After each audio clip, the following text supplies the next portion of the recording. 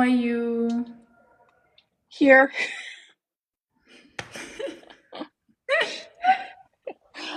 we've had crazy weather and it has my allergies going crazy. So one day,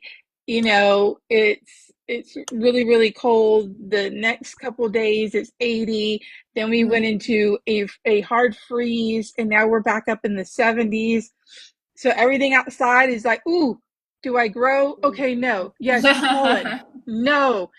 And so it's just really messing with me, and I'm like, oh, oh. Yeah, I'm sorry. That's sad. Yeah, Yeah, could okay. always be worse. So that's my only complaint today. Yeah, yeah, the shitty weather. Sorry, we have the sun here all through. Just move. Just be like, I'm done with this weather. I'm going to the sun. But I Anyway. also need air conditioning. Oh, please, we can get air conditioning. It's not like it doesn't exist. It's not like I'm in the Amazon forest. What? I'm saying it's not like I'm in the Amazon forest, you know? Well, I know. Yeah, there is, it's there. I'm sure you've had this conversation with someone who told you there's no air conditioning.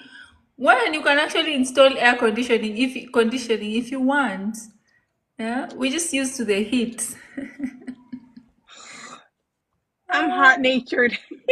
I don't need to add to that. yeah, here it's by the way, it's been really hot, like hotter Yeah. than normal. Um, yeah, but normally it's beautiful when it's like that. You just don't want to be in the heat. But when you look out, you're like, wow, beautiful day, but you don't want to be there.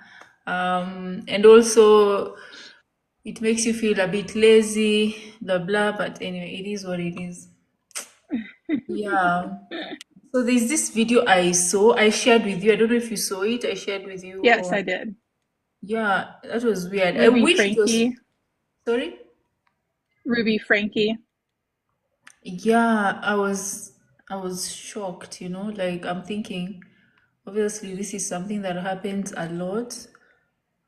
Yeah, Um well, right now, at least here in America, that's a really, I don't want to say popular, but it's a hot topic, and her in particular. yeah, yeah, so So, and everything that she did.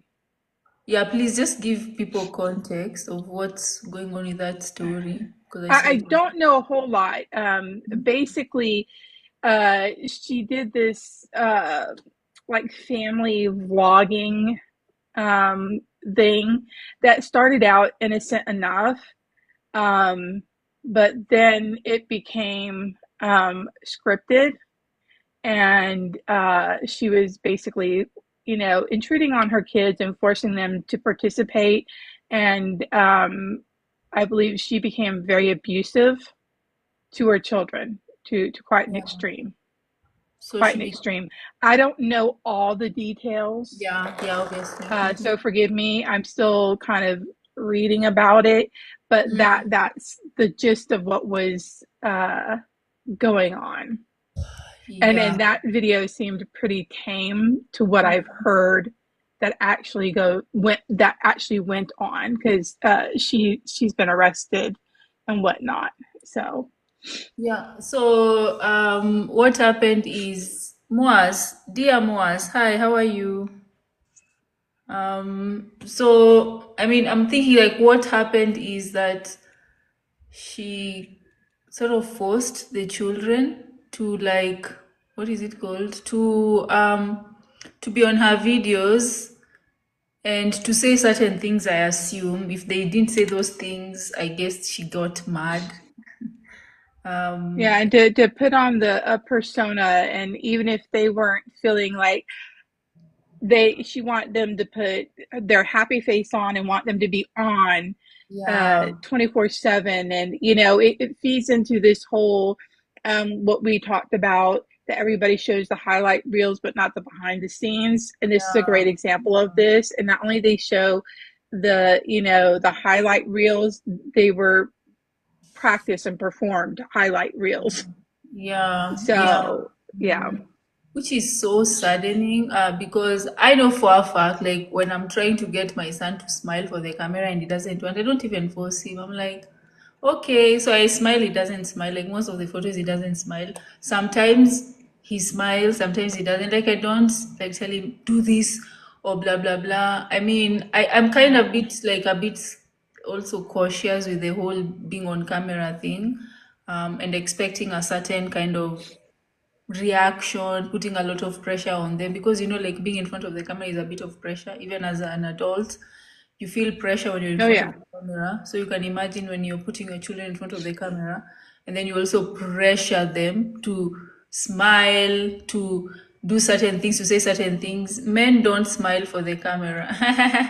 Yeah, I've seen some who smile, but yeah, I mean, it is what it is. I mean, if he believes that, but he says like he doesn't want to pretend. That's what he says. Like, why don't you smile? No, I don't like to pretend. I prefer to smile when I really genuinely want to smile. That's exactly what my son said. He goes, I'm not going to fake smile. Yeah. And like, I get it. I get Yeah. it. I mean, it's Hmm. a good thing. I'm like, yeah, keep at it. Like, don't smile if you don't want to smile. If there's nothing that is making you happy. So yeah, so that was a sad video to watch. I feel really bad for the children, especially now. Obviously, the mom is taken away. You see, also that's also another kind of hard situation for them. Yeah. Ah, I but think there's some interviews coming up, mm, and I don't remember what streaming or whatever. There's just on the news, there was a brief uh, interview with the father and I think the oldest son.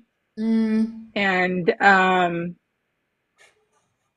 I think there's some, and I'm sorry, I can't remember, but I think there's like a documentary. There's something coming up that where mm, maybe it's just an interview that they'll be talking with them mm. about some of the things that happen. Some of the things that happened, which I also presume is almost, I think it's happening because we have a lot of influencers, influencer moms, and all that. Yeah. So Yeah, hopefully this serves as a lesson to the rest, who treat their children like that. Like, I mean, and I don't do. don't know. We've had some others here on this app that have gotten some attention for the way I've spoke to them before and about the way that they acted So and the things they did. sorry, what happened? Hmm? Someone tried to call my phone, so it kind of like went. I need to. Yeah. Oh, yeah. Sorry. No, you're fine. So, but that person, I think, has been investigated by Child Protective Services. And Mm, I think there was another one of another mom who her child was in the NICU, and she would unplug the baby's monitor, yeah. the sensor monitor, Mm. so the nurses would come in just so she Mhm. could ask the nurses to get her a sandwich. To get what? The nasa To sandwich. get her a sandwich. So you So unplug the she pulled baby's. off the baby's monitor so it would alert the nurses station. So the nurses would come in to check on it just so she could ask Yeah. for a sandwich. And she said, no, they told me to do that. No, no nurse would ever tell you to take off a monitor system of your baby in the NICU or anybody in the NICU to get their attention. Yeah. No. Yeah. And so I think she's been investigated as well. Just, you know, And uh, the, yeah, and some people need a little bit more help in this world than others. the crazy. And Yeah. Sorry. Sorry. oh no, go ahead. Yes. Yeah. And the crazy thing is that they actually upload this, and Yeah, they're not even scared to upload such content where they are mistreating the child. They just upload it, and you're like, oh my god, why would you upload something like that? But anyway, we are right. like, you know what? Uploading that actually has brought obviously some light into the situations, and these people are now, being investigated to be prosecuted. But it just shows the level of exploitation, I'd say children are undergoing under their parents, because Yeah. there's a difference between documenting and exploiting a child for Yes. fame, for or in social media. You could document their stages, how they're growing. No, that is no, it is no pressure. It's like a camera, yes, but they can do whatever they want, and most of the time they don't even see that camera, or you've actually told them, let me take this, and then they're like, oh, okay. But there's the exploitation part is like, do this. No, no, no, no. Say this, not like that. I mean, that to me is exploitation. Yeah. Yeah, I Very mean, much so. yeah, that is crossing the line. I can And what? and and when you're posting online too, you really should take into consideration your child's feelings about being on camera. Yeah, With everything that's going on in this world, why are we in such a rush to just put them in front of the camera, you yeah. know? And Mm, especially if it's not their thing, why is that so important? mm. Yeah, yeah, absolutely. If it's not their thing, if they're not comfortable with it, if they feel like they don't want to be, it's Mm-hmm. fine. I remember one, but this was different. I remember one time I was taking a video of Aiden eating pizza, and then I was like, don't. Then I was like, why? Then he's like, I don't want my coach to see this. He said we should eat healthy. And then it's like, if you take, don't post. I was like, okay, I will not post. I'll post when you are 18. Like, oh my God. Yeah, Yeah. So, I mean, anyway, how so I was thinking funny. about some of the psychological impact that this might have when it comes to, the whole thing of like posting this content without, I mean, this sort of exploitation for social media. I mean, I've been thinking about that. I And mean, obviously, it can cause a lot of anxiety, a lot of depression, trauma, yeah. because if you're being attacked all the time, and expected to perform and at such this high level, um, that's, fear of the future. Like, what's coming up next? When she says jump, how high am I going to have to jump this time? And it Yeah, brings on a lot anxiety. of anxiety Yeah. in individuals that have to perform like that. And then the depression comes from the latter of, the I didn't get to do what I wanted, and all the stress, and it took away from having a typical childhood. I Mm, don't want to say normal, because what is normal? That's different for everybody. But a typical child, go to yeah. school, I come home, I might have some afternoon, activities, but no, their childhood was in fact taken away from them because they were Mm, made to perform all the time, unwillingly, mm, to do this. And then when they weren't doing something correctly or the way mom wanted to, they were being yelled at and put yeah. down. Yeah. Yeah. So Yeah. you need to show up perfect, right? So you can Yeah, because everybody is, imagine. don't you know? Yeah, you can imagine the camera is there and your mom expects you to show up as a perfect you. Thank you, Patricia. Like, show up as a perfect person, So you have that pressure. Obviously, there's the anxiety at that particular moment. Show up as a perfect person. Be perfect for the camera. And then And then obviously, when you're not, you grow up thinking, I was never good enough. precisely. Yeah, and that's as a belief that you hold on to your adulthood. So when you are even working, trying to build your career, trying to build your business, there's still that thought in your mind, I'm not good enough, because Yeah. of just how you grew up. Oh my God, I mean, it's crazy. Yeah. So yeah, I mean, this thing, obviously there's these laws. I mean, these things now that are coming up with the whole exploitation of children for fame on social media, especially with influencers. I believe it's something that still needs to be obviously highlighted even more. For me, that's what I think. Highlighted even more, and maybe also the eye will shift to them. Like, people now will start paying more attention to that content. I have a feeling that even people will go back. Some people will go back to old content, because obviously, as an influencer, if this thing comes out, I'm like, now I need to behave differently in front of the camera with my child. But hopefully, people will Well, go and back, yeah, and yeah, see. I mean, but even if you stop doing it, once you put something on the internet, it's out there forever. Your cyber footprint is there Yeah. forever. So what are Mm-hmm. we doing for these children?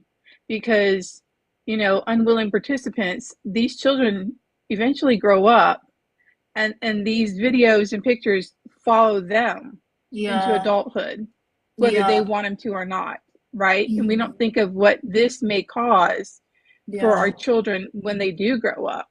Yeah. Yeah. Yeah. So selfish. There's that selfish. We are all selfish. We are inherently selfish as human beings. But I think when you Mm. become a parent, a mom, a dad, you lose some of that. Like you now become almost selfless. You're living for someone else. You're right. So some of this behavior is strange to me. I question it. I question, would I exploit my child on certain, would I give them unnecessary stress, anxiety, just for them to show up like a certain way on camera? It's crazy. I don't get, I cannot fathom. I guess these are people who still had the same things with their parents. Hi Faith. Hi, Faith. Patricia, wait, Patricia, we'll get to you shortly. You are saying, what did you say? What were you saying, I Kim, said before hi we to go to Faith. Patricia? Oh, Okay. sorry. Yeah. Anyway, Patricia is asking, how do you heal your childhood trauma at the same time you are a parent? The fact that you are asking that question, Patricia, you've already started. Yeah, So awareness. I applaud you.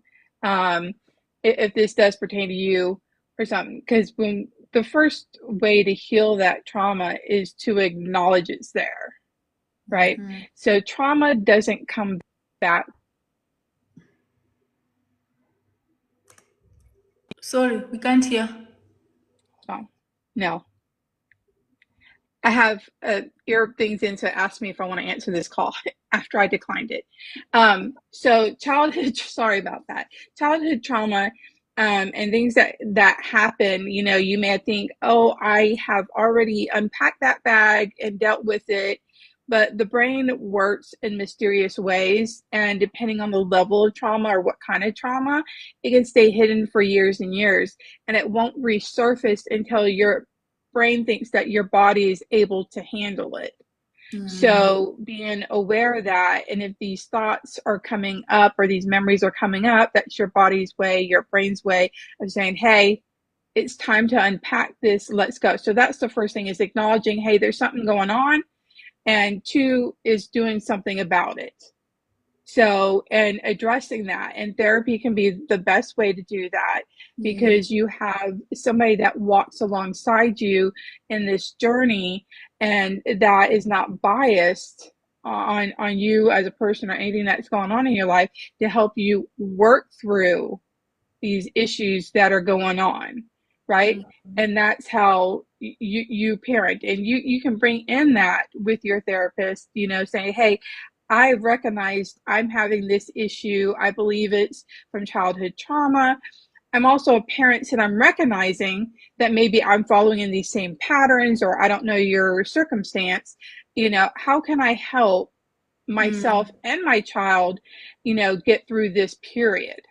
Right? Because I can't say there's a fix all, because we're all different. We all have different experiences in life. And so for each person, that would be different how that is handled, right? And Yeah. for the age of our children and everything else that is involved, if we have a partner in our life or not. But that's the first step, is recognizing, hey, there's something going on. And two is taking action on that step to get yourself help, so you can be the best person that you can be. And if you're being the best person that you can be, you're going to be the best parent that you can be to your child. Yeah. Yeah, I love that. So I would say this, when it comes to trauma, childhood trauma, I went through the process with a therapist for few times. I had some sessions, and this is my experience. So it was, obviously, the first thing is, what is that thing that you keep going to? Like, what is that childhood thing that is hurting? What is that wound? You see, trauma is a wound. It's a wound. Mhm. So imagine an open wound. And when you have an open wound, every time something triggers you, it's like it's poking on the wound. So there is pain, and the pain, obviously, the pain of like you go back to what happened, and every time there's a trigger, it's painful. And we know, like, to heal the wound, obviously, it's not to to poke on that wound. Right. It's to not to poke it. And now identifying the triggers is one of the things I need to do. Like, what are those things that are triggering you, so you are um going back to the past, or you react in a certain way. And Right. me, I saw, like, the moment you feel, you can feel it in your body, you can feel it in your bones, like, I'm triggered. Yeah, right. Someone Yeah. says something and it hurts, and you can feel it, and you ask yourself, why do I feel this way? Why did I shout? That shout was unnecessary. Why did I shout at my child? That was unnecessary. And you ask yourself, Hmm. why? And what she told me was this: to take a book. So I had this notebook. So I would sit down and write. So today I shouted at my son because he did not finish his food, or he did not wash the utensils. And then I realized that reaction was overboard, was too much. It was too much. And the reason why I did this is because um sometimes I'd say I don't know why I did this. I was frustrated from work, for example. So I'd give different reasons, different times, based my reaction. So I don't know why I did this. And I'm like, okay, I feel like this is wrong. And what I would do, like, after writing that down, what I would do is I would afterwards apologize to my son. And that's important. Like, what I did was wrong. I'm sorry. I should not have reacted that way. It's because I was feeling frustrated because of this and this. Like, explain to the child, because children are not stupid as the way we think they are. They actually can see things that we don't see. So explain to them, like, this is what I did. I'm sorry. I'm working. I'm working on this. It's not even your problem, or it's not your burden. It is mine, and I'm working through it. Mom should not behave like that. So I'm sorry. So I mean, it's that when the triggers happen, journal about it. When the trigger happens, Yes. journal about it. Try find out why you did what you did. It could be you've been frustrated by someone else. Now you've actually come and And then, project it onto your child. yes, also another thing is that you may be going to the past, right? There are periods where, obviously, I know, I mean, I've had periods where I go to the past, and that past just makes me so mad. I start crying, or I start, doing stuff, or like being really passive aggressive or aggressive in certain situations that I should not have been. So it's just to identify and say, like, today I felt journaling. For me, journaling is something I would urge you to do 100%. Just start writing down your feelings, start writing down the things that are triggering you, start writing down those things you're remembering from your childhood that actually were shitty situations. Start writing those down and say, I remembered this about my childhood, and it made me feel like this. And why do you think it made you feel like that? And what do you think? Again, the other thing is, like, the resolving is, like, what do you think you should have done in such situation? If, for example, you remember your mom telling you you are ugly, you're not good enough, what's wrong with you? You always do things wrong. You have those beliefs. You're like, my mom used to say this, or my dad used to say this, or my dad used to beat me when I did something wrong. So I still am scared. I'm still scared to show up in situations where I'm doubting myself. So you start now going deeper into that. It's because my dad did this that I'm doing this. And then when you continue going deeper into those situations, and then you ask yourself, what would be the ideal outcome in this situation? What should I have done? Then you're like, the next time that particular thing happens, you can you can now say, you know what, I'm good enough. Yeah, I know she said this, but I am good enough. This happened, but I'm good enough. This happened, but it was not my fault. I was a child.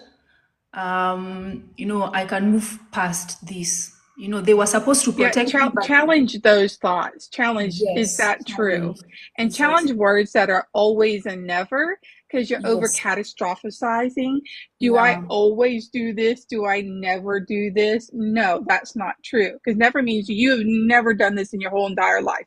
That's a lie. Yeah. We've all done something.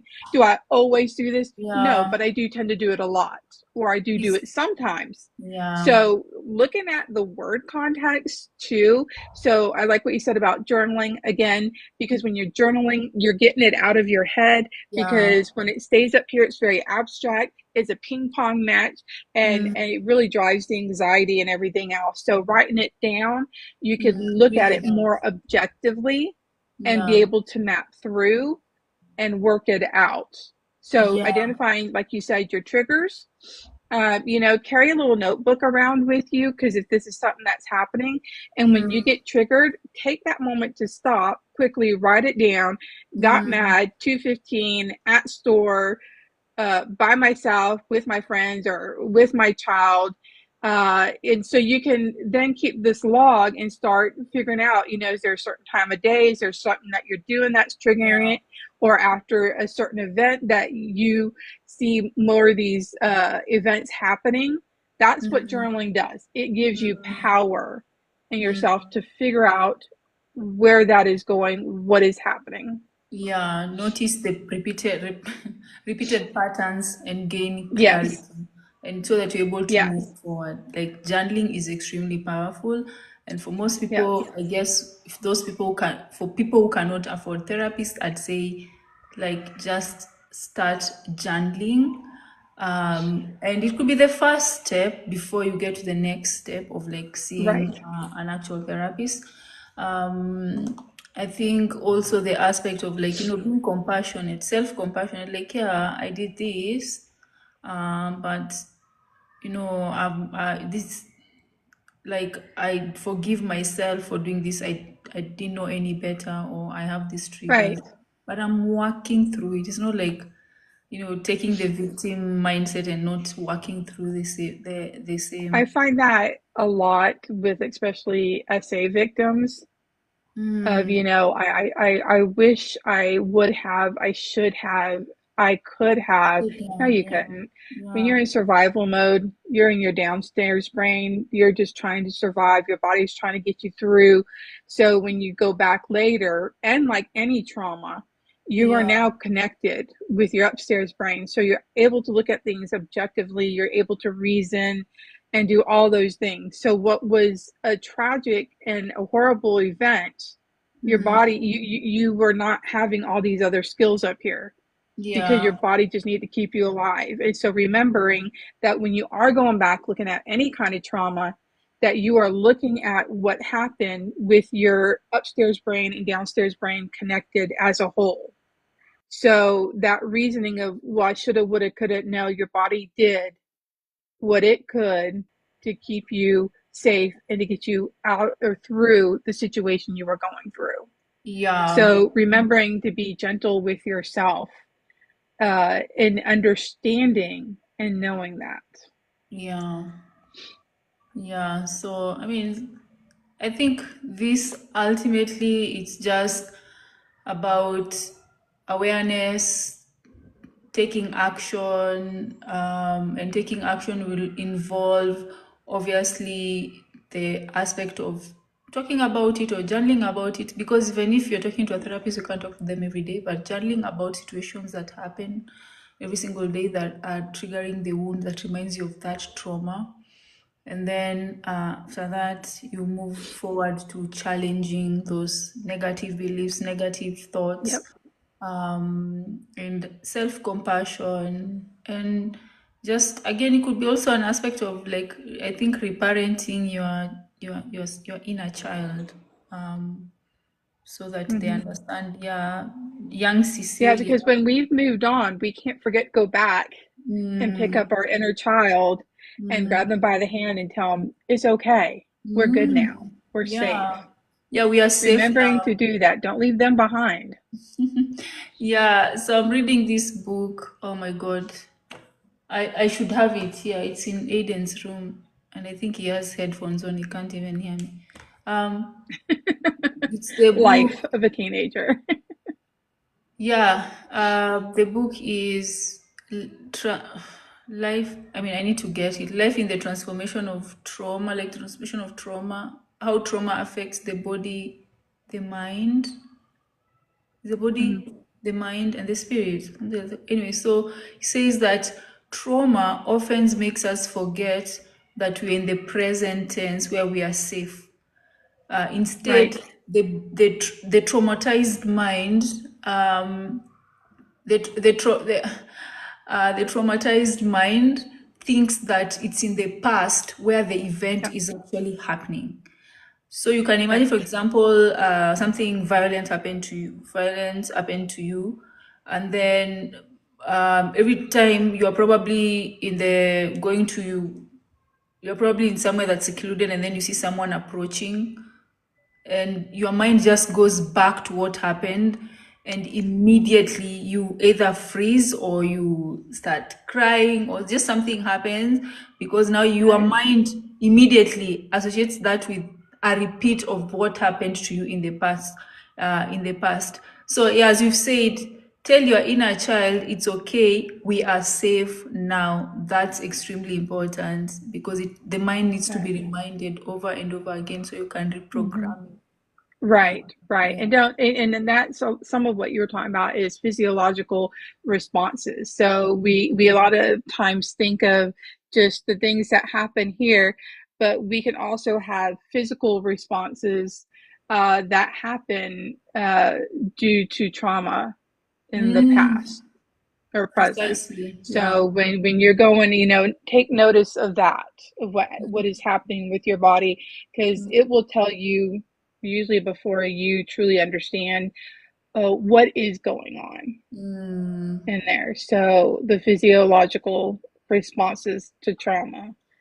And for yeah. everyone, it's going to be different depending on what has happened, what's gone on, and just we're all unique human beings. Yeah, absolutely. So depends on what happened. So the book, thanks, Baba. So the book is the body. Let me just. The body keeps the score. Body Mind. keeps the score. Yeah, I have that book. That is such a fantastic book to read. I know, right? I Yes, The love Body it. Keeps the Score. I'm loving it. Like So good. I'm just reading it and I'm like, oh my God, like the way our mind works, like you said, Hmm. like your mind would react to something and your body has not even yet processed. So the mind has already processed. Now you're probably sweating or you are shaking or you are shaking uncontrollably, or maybe you're even having, what are they called, like spasms, and all this is Hmm. happening um, without you have no control over that. The mind has, like, because it's a response. um And that's why, understanding these triggers is important. Like you say, journaling, talking with somebody, whatever you are able to do, as long as you're doing something for yourself to be able to move forward, um, is important. And I saw something and was like, squirrel, forgot.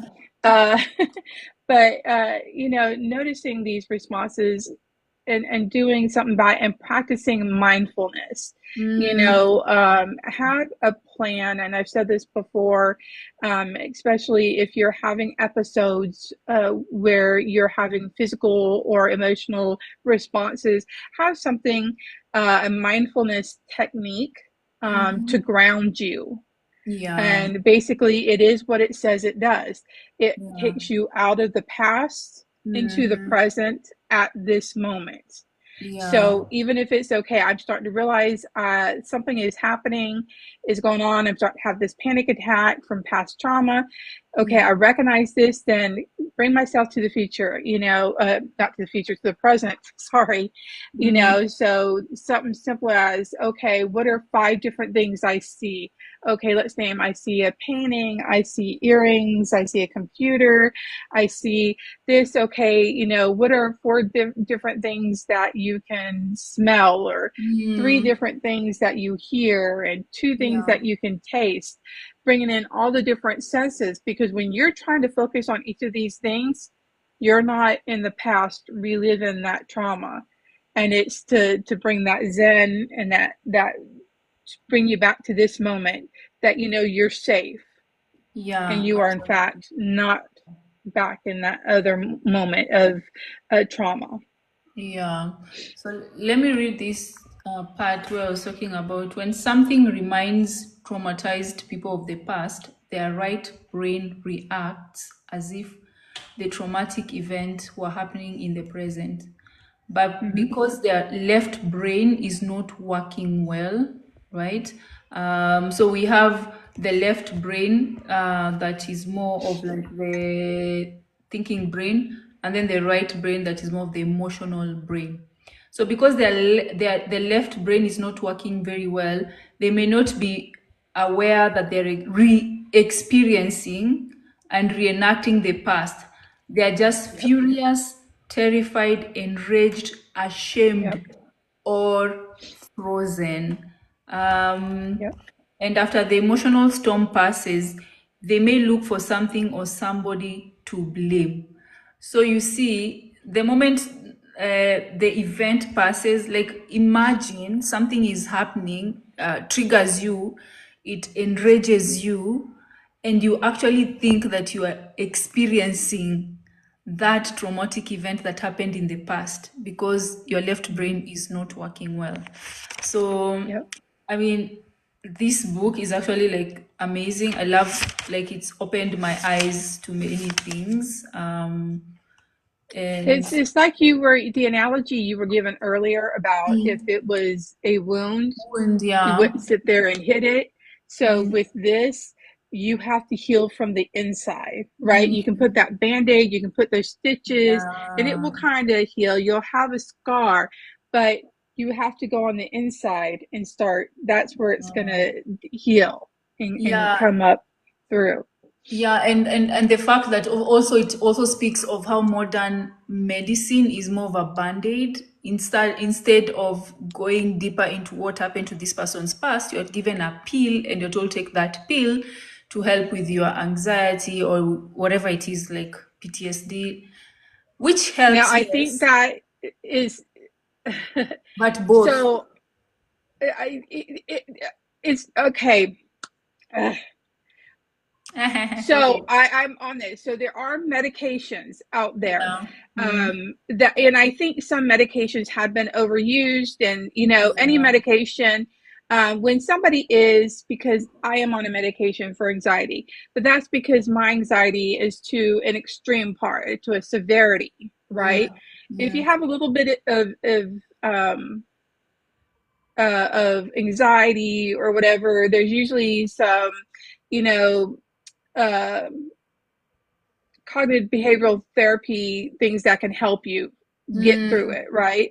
But mm, then there's severity levels of it. Okay, mm, so I'm at the level that, yes, right now I do have to take a daily medication for it, and it helps because I have a chemical imbalance in my brain, yeah. and it really has leveled me out, and it's worked fantastic.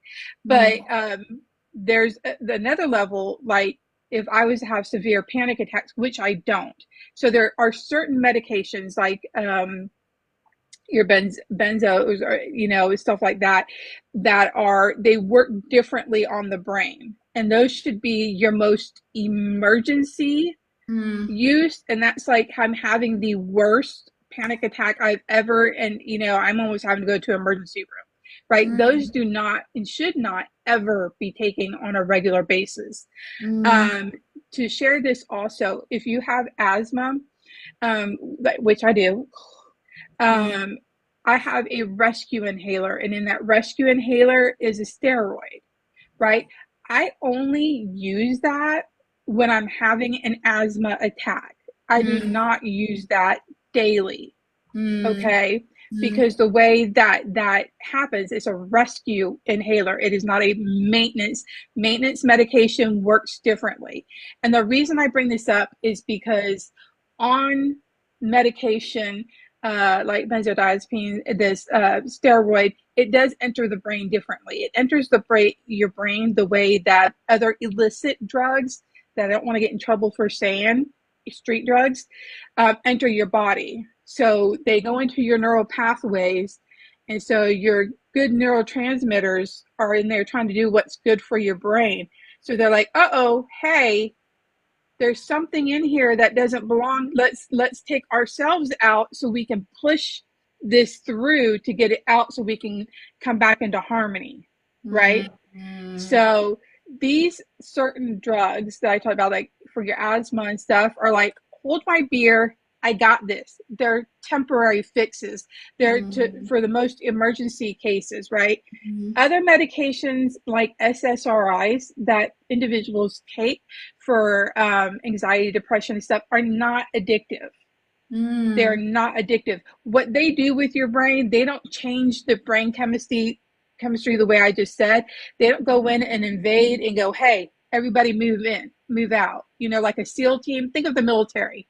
Okay, you have your regular military that keeps everything, at bay, and they keep everything running, and then you have your special forces, right? They go in mm, for special things. They go in, take care of the issue, and they come out. mm, That's what benzos and like steroids do. Your mm, other ones, like their maintenance, and they grab your hand and they're like, hey, I'm going to walk with you through this and we're going to handle this together. It mm, affects the brain totally different, non-habit mm. forming. And these are two where the chemical imbalance is so bad that it cannot be regulated without it. Now, Yeah, do I think doctors have just given stuff out like candy without people yeah, trying? Yes, yeah. absolutely. But do I also think that this medication help? Yes, properly Mm, given to individuals and for mm. proper diagnosis, it can make a world of difference. Difference. With somebody who does have anxiety, what this does for me Mm, is, and I hadn't even realized it, but I would over focus on conversations I had, incidences that happened, weeks ago or whatever. And I remember because I call my mom all the time and I talked to her and I'd replay these instances in my head and this, how did this happen and why did this happen? And we talk about, and it'd be the same thing all the time. And I got to a mm, point where I was like, Mom, I know that there's nothing I can do about it now, but I can't stop thinking about it. And what we call this is rumination. yeah, And it is horrible to yeah. have that thing in your brain. And I do Mm, have some things that happened also in my childhood mm, and that have caused that, and where I felt like I wasn't good enough. And I went years, way into my adulthood without having this taken care of. And it exploded um, into this horrible thing that I no longer could control. And it doesn't feel good. So mm. don't ignore that. I'm not saying do not definitely jump into medication, right? Let's try and work through. But this is where getting somebody, and that'd be, psychiatrist, psychologist, get into their, um, your general practitioner is a good place to start. Get you into someone that focuses on this field because they're the ones that can help you. They know all the different therapies that you could try and go through. They know more about the medications because that's what they specialize in. Mm, And that's mm, nothing to be sad about or to be like, oh, frowned upon. No. If you're mm. sick, you go to a doctor. If you're not doing good here, you go to that doctor, right? You Yeah, wouldn't go to a heart doctor if yeah, something is happening here. yeah. So take the stigma away from that and understand, yes, we don't need to use medication as a crutch, but there are times and situations that it is very necessary and needed. And so I know how my body worked. without it. And when your chemicals are like this and nothing you're doing, like I said, I would say, I know there's nothing I can do, but I cannot get this out of my head. I can't stop thinking about it. It was also an obsessive behaviors that I had to do, like hand washing rituals that I would wash my hands so many times, and I'd be like, my hands, do they smell? I mean, I just washed them. But if I took out the trash or the kitty litter, I had to wash my hands like 5 times in a row right Yeah. there. Yeah. These behaviors and, thinking, oh, if I don't go back and redo something, then something bad is going to happen. Even Okay. though, like, I know it's not, but I'm telling you, these Please. chemical imbalances they're difficult. And Yeah. there's times where, and I'm on a very low dose, like the lowest dose you Yeah. can do. Yeah. And it does me fine. After my husband passed away, they did up my dose because it was really difficult for me. Yeah. But when I came out of that place, I actually went to my doctor and said, you know what? I really feel like I'm in a good place. Can we lower my dose? And we have. So I'm back on my lowest dose. And, I think some people get these medications confused because a lot of SSRIs, you cannot just stop taking them. You have to be tapered off of them. And it's not because they're addictive, it's because of how they work with your brain. And Okay. you can really, mess with your chemistry by just taking them cold turkey. It's not a good situation. Yeah. So let me So, ask you. I mhm, think this is something I've always wondered. When we compare Africa versus North America has so many people, but you compare the third world country versus the first world country. When it comes to people under anxiety medications, depression medications versus us, to be honest, we just are winning it in life. We are like, how do I say it? Like, I don't know how to call this a word I'm looking for. Like, it's not like we've had an easy life as compared to you guys. We people have had childhood trauma, but we don't have access to such medications, or mhm. even to think of going to a therapist. I'm telling you, like, when you think of going, you're like, am I going to go to a therapist? Am I going to pay rent and school fees? Like, we don't have that kind of Right. access.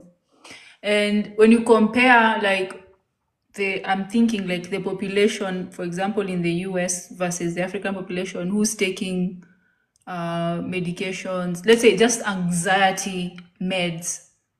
I'm Mhm. thinking there is a big disparity. I don't even know how we are surviving, or if we're actually even surviving. Uh, I But think I about mean, that sometimes. it's not that you can't survive. I was well into my 40s before I was on anxiety medicine. So Mm, I have a master's degree. So I'm high functioning. mm, It's not that I can't or people can't function.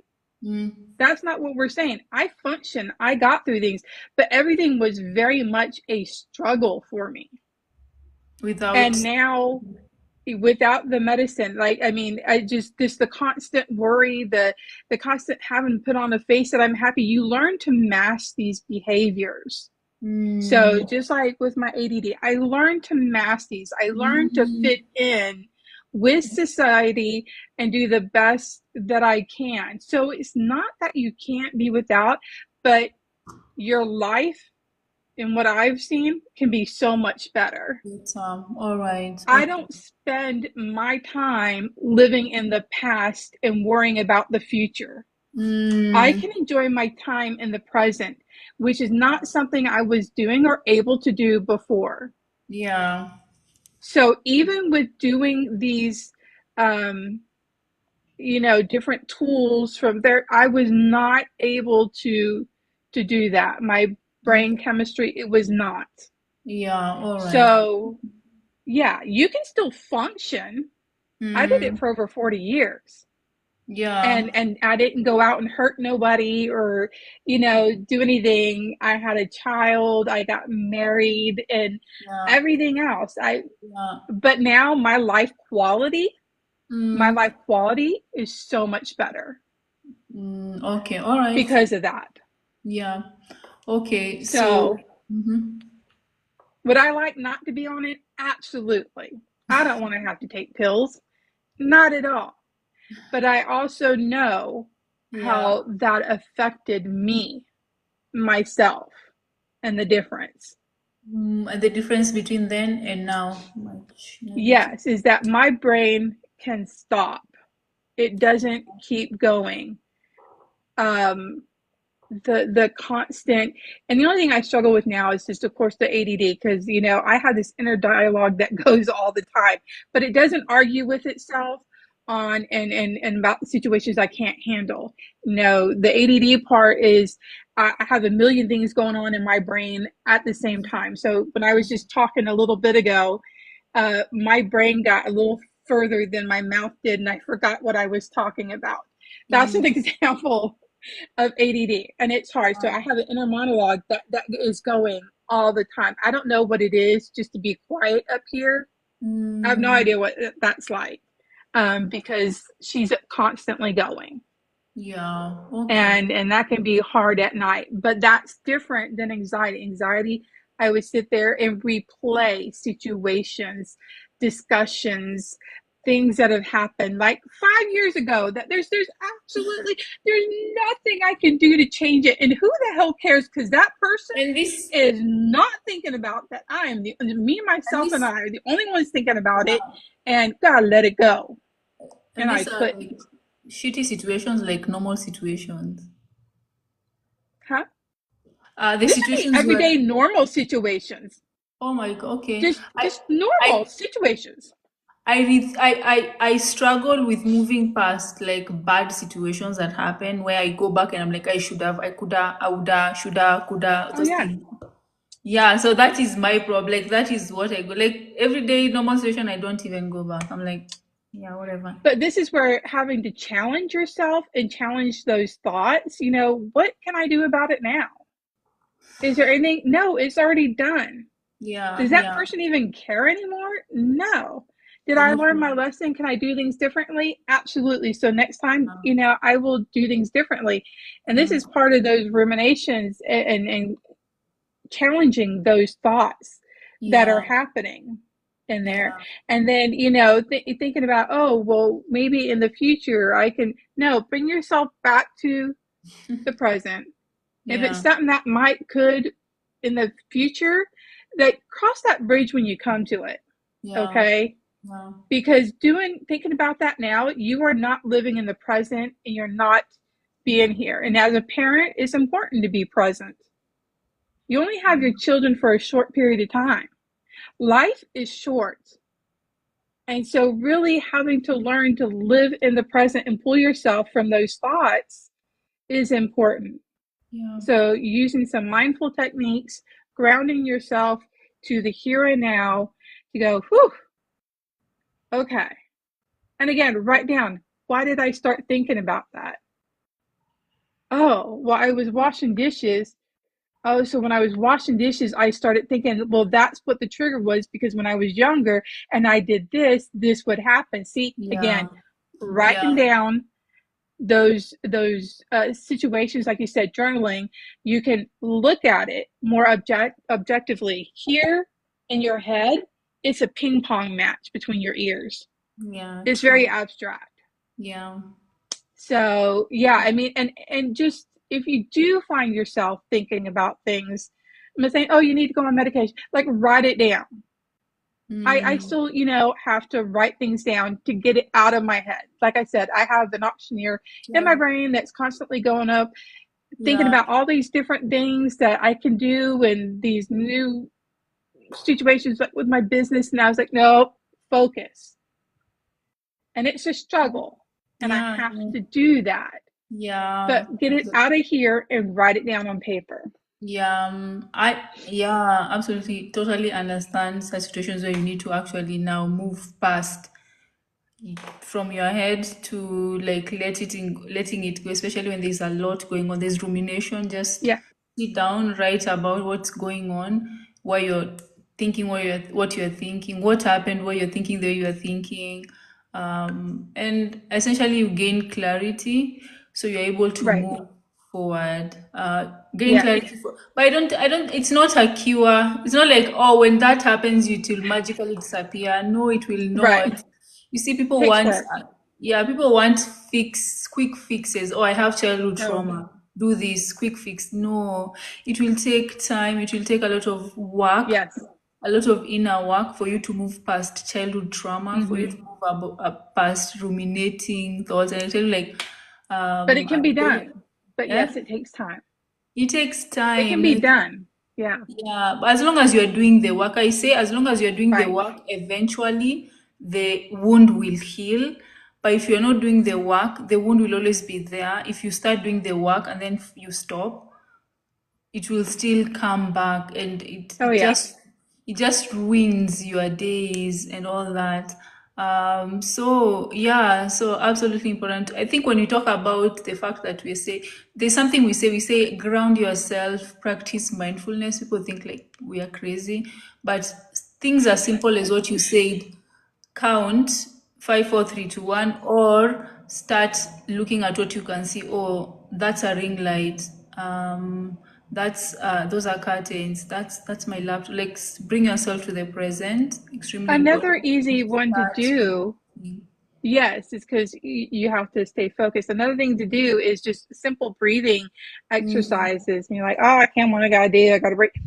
Use your hand. Use your hand. And, as you come here and you trace it like a starfish. So take your other hand and take this here. And then you'll be like, as you go up here, you're going to take a deep breath in, hold it, and then let it out. And then breathe in, hold it, and let it out. And do this through all your fingers. That's grounding yourself. Because when I you're love doing that, you shouldn't be doing other things. So these are very simple God, tools yeah, that you can put in your toolbox that don't yeah, cost anything. So when yeah. you notice yourself living in the past or worrying about the future, Ruminating. noticing it first to take Mm, action. These are two simple tools that yeah. you can utilize for yourself to help bring you to the present and ground you. And do it as much, like, don't get tired of, like, Yes, don't be like, why can't I get this right, why can't, it's okay. Do it as many times and as you need, then you'll find yourself living more in the present. I think my once I had like this coach who told me, like, um she told me that when I want to bring myself to the present, I should start talking about the things I'm doing. Oh, I am brushing my teeth. Oh, it feels so good brushing my yes, teeth. Oh, I'm about to, like, I start talking to myself of the things I'm doing in the present. Like, that helps to bring the present. Sometimes you forget, but then obviously you can go back, and do it until you can be in the present, because we spend so much time living in the past and the future, we forget about the present, and that's why life moves so fast. So let's go to yes. questions. Yeah, so we have question number one. Hello, my family has been friends. My family has been friends with another family from our neighborhood for many years. Our kids, boys, have grown up together and are now 18. My friend's son has always been socially awkward, put, Lord. But in the past few years, his misbehavior has gotten, in my opinion, out of control. Sorry, not me, that person. He says mean, rude, disrespectful things and insults everyone, including his own parents and strangers out in public. I'm honestly surprised no one has beat the crap out of him yet. The thing is, we are all together socializing, and he acts these. Parents don't even attempt to correct him. They just let him get away with the atrocious behavior. So he probably thinks it's okay, and I don't want my son or other young siblings to think that kind of behavior is okay either. Should I ask my friend why her and her husband ignore the behavior? Should I speak up and call the kid out in the moment since his parents are doing it? Or should I talk to my son privately to explain why his friend's behavior is not acceptable? I think she's kind of answered the question in a lot of ways. Talking to your child, Yeah, yes, yeah, definitely saying, hey, um, this situation occurred. Do you recall it? Okay. yeah, This yeah. is not appropriate, and this is not, and this is why. But, also, I don't know what is happening with this other child and why he is behaving. So, um, is there something that happened within his household, or is there something emotionally happened with him and that was never addressed? You know what I'm saying? Mm, As parents, a lot of yeah. times, parents, we can put our blinders on and go, "Not my kid, not my kid," um, Not my monkey. and they Not my they think kid. that it's going to handicap them, and so I'm not going to play into this. Like I went to a cosmetology school with a girl who, her son, she was told her son needed glasses and was probably going to need hearing aids, and she said, I Mm, will not get that for him because I'm not going to have him being made fun of. Excuse me? mm, So he's just not going to be able to hear or see. So you are handicapping him, and he is going to get made fun of, and he's going to result, this could result in him doing other behaviors because he can't hear or pay attention or see. You know what I'm saying? Like, you're hindering him, you're not helping him. When you're afraid, that's your first thought. So to me, that tells me something happened in her childhood that she's projecting onto her son. That's the first thing that told me. Second thing it told me was, you need to tell your son, well, this is going to help correct your eyes so you can see better. This is going to help correct your hearing so you're able to hear, and teach him about resilience. Teach him about, people, that it's okay. You need these things to help you, and there's nothing wrong with it, yeah, right? Walk with them in their journey and make them, strong individuals, because if you neglect them now, they're going to start neglecting themselves, not only in this way, but in many other ways, yeah, mentally, physically, other ways. Like, don't do that. yeah. Why would you do that? So talk to your child about the situation. If they've grown up, you have to have had discussions with the parents for them to be that close to know things that are happening in there. I Mm, don't know if it's necessary. I don't know if you were also close with the parents and that's why the kids got close. Um, but if you have a relationship, at least if this, I don't know if it's a mother or father. So if you have a relationship with one of the other parents, yeah, yeah. not during the time that this happens, but maybe at another time without everybody around, Mm, bring it up in a casual way and not an accusatory yeah, way. So using your I statements. yeah. I feel trapped when I hear uh, whatever his name is talking in that way, because I fear that my child will then think it's okay, right? Because you're bringing the I statements and it's about you and your feelings, and you're not putting it on them. I statements are very important in any conversation, right? You can't control what other people do, you can control what you do. Mm, And so, even having a talk with them does not mean things are going to change. So, educate yourself, educate your son. Those are the things you can control.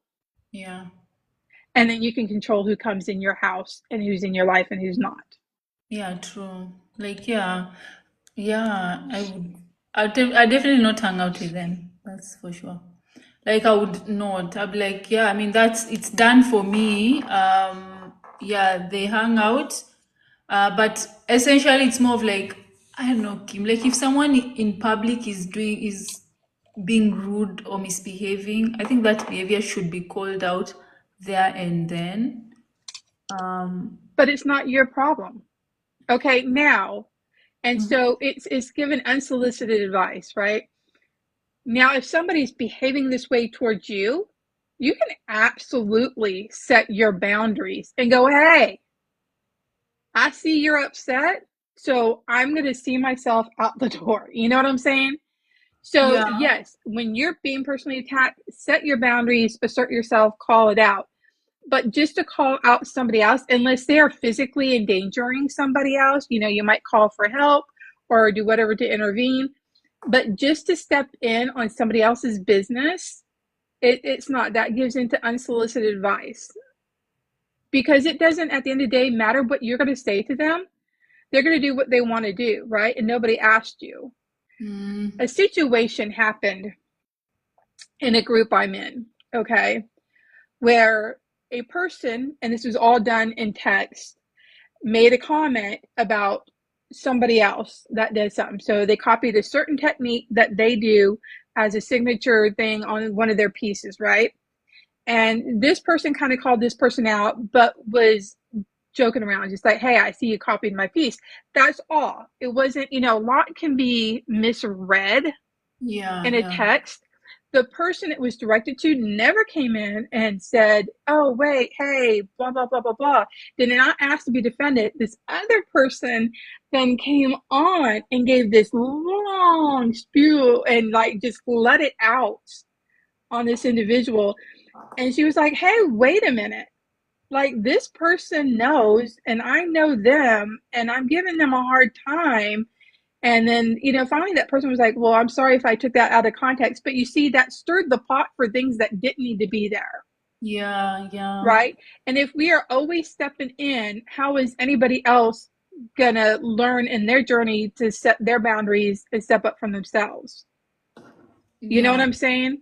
Again, if somebody is being harmed and there's something you can do while keeping yourself safe, that's another story. I'm not talking about that.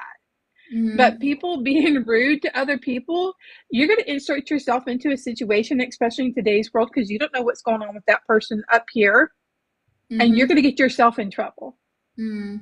right? Maybe it is an abusive relationship and there was some, whatever back and forth, and then you stepping in made things worse from when they went home. There's a lot that we could say would have, should have, could have, but didn't. But we can't put ourselves into situations that we have no business being in. I'm not saying ignore behavior when somebody's just, being outright ugly. Going, hey, please knock it out. You're in a public space, right? I'm trying to eat my dinner or something. I get that. But just, you have to be, I'm not saying walk on eggshells, but you question yourself before you do it, is all I'm saying. Don't Yeah. do it in a reaction, because when you're reacting, you're not in charge. So if Mm. you see a situation you think you need to be involved in, take a minute and take a step back and think about the situation so you Mm. can respond. So that would be my advice. Learn between a response and a reaction. Because Okay. if you're going all out like this person who Yeah. mistook something in a chat, that a lot can be left, unsaid in writing and Mm. not understand it. Yeah. Okay. So take a moment before you speak on that. That's what I would recommend. I don't know how it is over there, but here, taking that situation like into road rage, for example, there's people here that get mad because somebody cut them off, and oh, I'm going to teach them a lesson so that I'm going to start riding up on their tail, and it starts, and people get shot. Like, don't Mm. do it. That's what I'm talking about. Take a Mm. step back, think about it before you insert yourself into a situation. Situations. And most importantly, keep yourself safe, Yeah. because you don't know what you're getting into. Ooh, mind your I mean, business. and also if you're going to sit there and talk about it, because my mother in law, bless her heart, she meant well, but she would give me a lot of unsolicited advice about my baby growing up, and I hated it. I didn't ask her for advice. Okay, you can mean well, but you're to start pushing people away when you do that, when you start Yeah. giving that. And then even when I set my boundaries, I said no, and you keep asserting yourself on that same subject. No, that is a Yeah. lack of boundaries on their part, not Yeah. yours. Yeah. You see, and I loved her dearly. But I get it. same situation. Nobody asked you. Yeah. People are going to learn. They're going to figure it out. It's going to be okay. And, really, it was a trauma response to her childhood. And she had a very traumatic childhood, even Yeah. though physical abuse was not happening to her because she was the favored child. She was still forced to watch the abuse happen to her mother and her kids. Yeah. So you don't have to get physically abused to be abused. Yeah. That is emotional abuse. That Yeah. is traumatic, Yeah. watching True. your siblings and mother get beat. And so this again, having to give and make sure everybody was okay and overdoing yourself was her childhood trauma response. Oh, yeah. Yeah. Mm-hmm. Okay. Interesting. All right. So we have this one. Almost 19-year-old college student spends literally 8 to 10 hours a day for 3 days out of 7 days. Oh, sorry. A 19-year-old college student literally hangs out 8 to 10 hours a day for 3 days out of seven each week with his girlfriend. Is this a common thing? When does he do any work? Okay. As long as he's going to school and college and doing his thing, like mom, that's out of your control. You know what? He's got to learn. And Eh, I would say that's pretty typical, maybe especially if it's a new relationship. maybe they are studying together. I mean, just is the behavior bad? Are the grades dropping? Those kind of questions. Yeah, but my thing would be, why are you asking this question? Is there something that made you answer this? Because if it's again just something because you wouldn't do it, this is a different person. Yeah, you can't Each of us force. are different and do things differently. Yeah, So what works good for one doesn't always work good for for another. the other. Yeah, true, And true. it's like you have to, I mean, he's 19, you're gonna have to let him figure it out. Be concerned, talk to your partner or talk to your best friend. I don't Yeah, know, have a margarita Thursday night, pour it out, and talk about your frustrations. But at some time, you're going to have to let your kids learn. And yeah, I true. mean, I don't know. I'm just maybe she's just venting because I mean, I remember being that age, and when you're in love or in a relationship, you especially if it's new, you want to spend a lot of time. Together, Even if true. it's not you that you found your person, you enjoy spending time. Yeah, yeah. All right. As long as your bills are paid and your shit's taken, done, you're good to go, Mm-hmm. True, right? true. Mm-hmm. Because how you handle a situation and how I handle a situation would be two different things, and it Mm-hmm. doesn't make you or me more right than wrong, or vice versa, right? We Absolutely. just go about it differently. Yeah. All right. So we have the last one, which is after finding the THC vape and dealing with my son's aggression, trying to get it back, is refusing to apologize or take responsibility for behaving aggressive and physically intimidating to me that morning. Instead, he's now telling me a week later he behaved that way because I haven't apologized for whatever made him upset in the past. News to me. I feel like he's cutting the issue here. You don't deal with anger by being physically aggressive or intimidating to your mother or anyone else. After this was a THC pen, not like I'm going to allow my 16-year-old minor smoke pot in the house. Our psychiatrist says he likely acted out because he's been doing it for a while and people addicted will go to great measures to get it back. To add insult to injury, he called my beloved dad who passed 15 years ago a loser deadbeat druggie and then hoped the needle going into my back and then hoped the needle going into my back for a lumbar puncture spinal tap I had to get on Tuesday would hurt like hell. They this is the making of a this is the making of ruining a relationship and I'm just so sad. Not really asking for advice, I just need to vent. It hurts. Before the THC discovery he was friendly, now this, and he's refusing to retract any of it. I did ground him for 2 weeks and when he broke that a few days before it was up. when he broke that a few days before it was up, I swiftly grounded him another 2 weeks. Can anyone relate to this type of behavior? This was almost 3 weeks ago. Hey, people are dealing with shit here, man.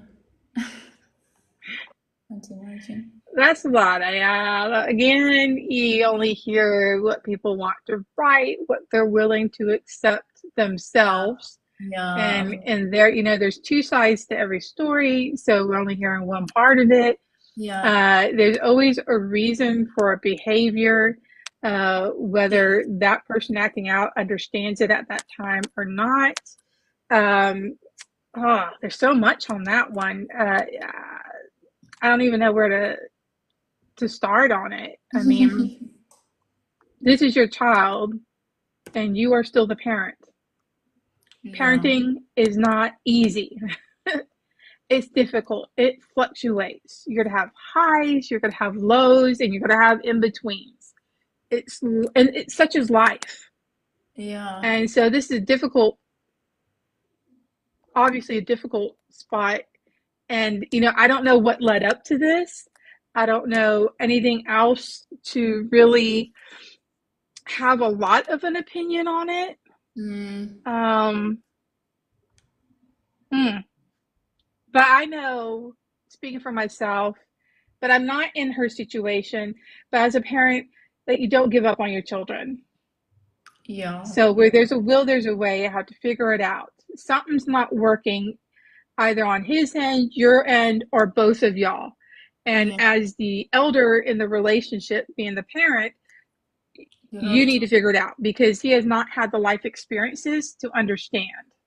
Yeah, yeah, absolutely. Oh God, I don't Ugh. know.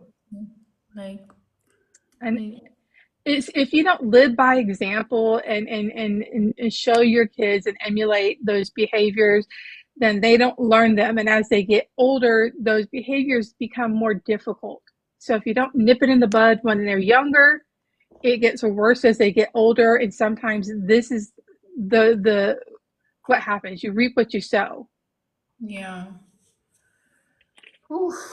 And I'm not saying that's okay because we can all make mistakes. We're human beings. We're perfectly Mm, imperfect.